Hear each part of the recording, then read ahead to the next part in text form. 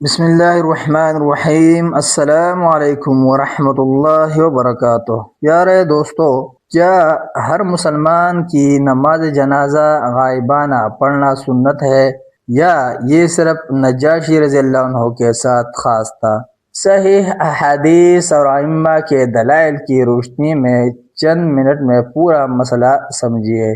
نماز جنازہ غائبانہ۔ امام شافعی، امام احمد بن حنبل، جمہور سلف اور تمام علماء حدیث کے نزدیک نماز جنازہ غائبانہ صحیح ہے، اور ان کی دلیل نجاشی کی نماز جنازہ والا واقعہ ہے۔ علامہ ابن حزم لکھتے ہیں کہ کسی بھی صحابی سے ثابت نہیں کہ وہ نماز جنازہ غائبانہ سے کسی کو منع کرتے ہو، جبکہ بعض اہل علم کا کہنا ہے کہ اگر کوئی شخص کسی ایسی جگہ پر وفات پا جائے جہاں لوگوں نے اس کی نماز جنازہ نہ پڑھی ہو تو اس کی نماز جنازہ پڑھی جائے گی، اور اس کی دلیل نبی صلی اللہ علیہ وسلم کے نجاشی حبشہ کے نماز جنازہ غائبانہ پڑھنے والا واقعہ ہے، جو کہ صحیح بخاری و مسلم، سنن اربعہ، ابن حبان، بہقی، طیالسی اور مسند احمد میں وارد ہوا ہے۔ علامہ ابن قیم رحمہ اللہ نے زاد المعاد میں لکھا ہے کہ نبی صلی اللہ علیہ وسلم ہر کسی کی نماز جنازہ غائبانہ نہیں پڑھا کرتے تھے،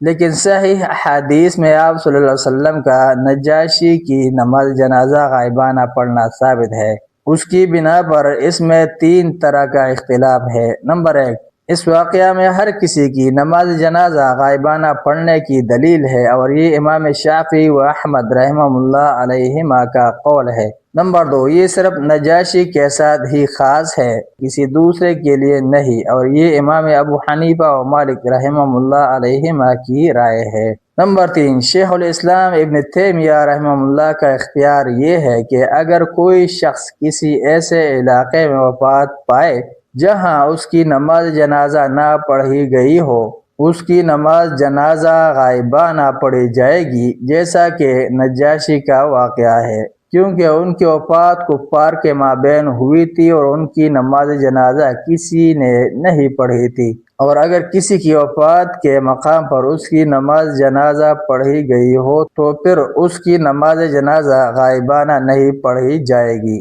حنابلہ کے تین اقوال میں سے صحیح تر یہی ہے۔ اسی رائے کو امام خطابی شافعی نے معلم السنن میں اختیار کیا ہے۔ چنانچہ وہ لکھتے ہیں کہ نجاشی اسلام لے آئے تھے اور مسلمان فوت ہو تو اس کی نماز جنازہ پڑھنا واجب ہے، اور حبشہ میں ان کی نماز جنازہ کسی نے نہیں پڑھی تھی، لہذا نبی صلی اللہ علیہ وسلم نے ان کی نماز جنازہ غائبانہ پڑھی تھی۔ غرض اسی بنا پر جس کی نماز جنازہ اس کی جائے وفات پر پڑھی جائے اس کی غائبانہ نماز جنازہ نہیں پڑھی جائے گی، اور اگر کسی بھی وجہ سے وہاں اس کی نماز جنازہ نہ پڑھی گئی ہو تو پھر غائبانہ نماز جنازہ پڑھنا سنت ہے۔ علامہ خطابی مزید لکھتے ہیں، بعض اہل علم نماز جنازہ غائبانہ کو مکروہ قرار دیتے ہیں، اور ان کا کہنا ہے کہ نجاشی والا واقعہ انہی کے ساتھ مخصوص ہے، کیونکہ بعض روایات کی روح سے نبی صلی اللہ علیہ وسلم کو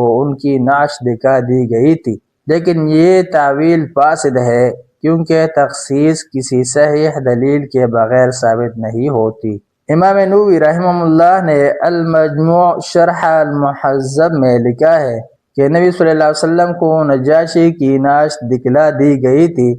یہ روایت محض تخیل کی پیداوار و جعلی ہے، اور پھر انہوں نے معاویہ بن معاویہ رضی اللہ عنہ کی نماز جنازہ غائبانہ کے لیے نبی صلی اللہ علیہ وسلم کی خاطر زمین کے سمیٹ لیے جانے والی روایت ذکر کر کے اسے بھی انہوں نے امام بخاری و بہقی کے حوالے سے ضعیف قرار دیا ہے۔ شافعیہ میں سے ہی امام رویانی نے بھی امام خطابی کی رائے کو بنظر استحسان دیکھا ہے، اور یہی امام ابو داؤد کا مذہب ہے، کیونکہ انہوں نے اپنی سنن میں اس حدیث نجاشی پر یہی تبویب کی ہے۔ متاخرین علماء میں سے امام صالح المقبلی نے بھی یہی رائے اختیار کی ہے، جیسا کہ امام شوکانی نے ذکر کیا ہے، اور انہوں نے اس حدیث کے بعض طرق میں واردان کلمات سے دلیل لی ہے، جو اس طرح ہے: تمہارا ایک بھائی تمہاری سرزمین سے باہر ایک جگہ حبشہ میں فوت ہو گیا ہے، لہٰذا اٹھو اور اس کی نماز جنازہ پڑھو۔ اور علامہ البانی نے اس کی سند کو بخاری و مسلم کی شرط کے مطابق صحیح قرار دیا ہے۔ ہر کسی پر نماز جنازہ غائبانہ کی عدم مشروعیت کی تائید اس بات سے بھی ہوتی ہے کہ خلفائے راشدین اور دیگر صحابہ رضی اللہ عنہم کی وفات پر صحابہ و تابعین نے ان کی نماز جنازہ غائبانہ نہیں پڑھی تھی،